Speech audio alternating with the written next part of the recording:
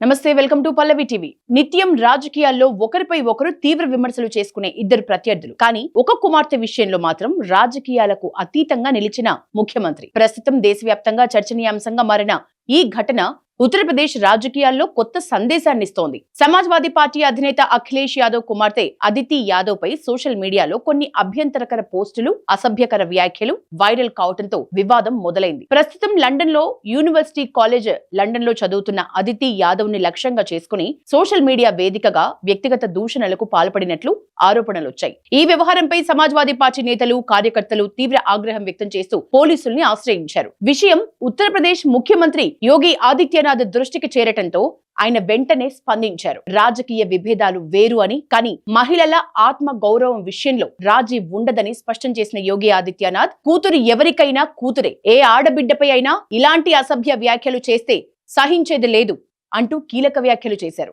अखिलेश जी, दूसरों को उपदेश देते हो, अपने चेले चपाटों को भी थोड़ा उपदेश दे दो कि अपनी भाषा को संयम कर लें।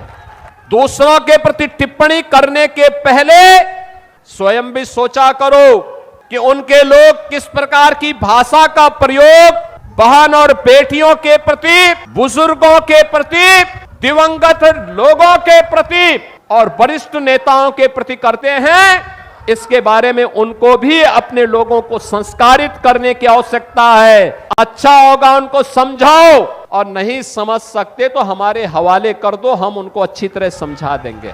అంతేకాదు, ఈ ఘటనపై వెంటనే ఎఫ్ఐఆర్ నమోదు చేయాలని పోలీసుల్ని ఆదేశించారు. సైబర్ విభాగం రంగంలోకి దిగి దర్యాప్తు ప్రారంభించింది. ఈ కేసులో 3 వ్యక్తులపై కేసులు నమోదు చేయగా సోషల్ మీడియా సంస్థలు మెటాకు కూడా నోటీసులు జారీ చేసినట్లు సమాచారం. నిందితుల కోసం ప్రత్యేక బృందాలు గాలింపు చేపట్టాయి.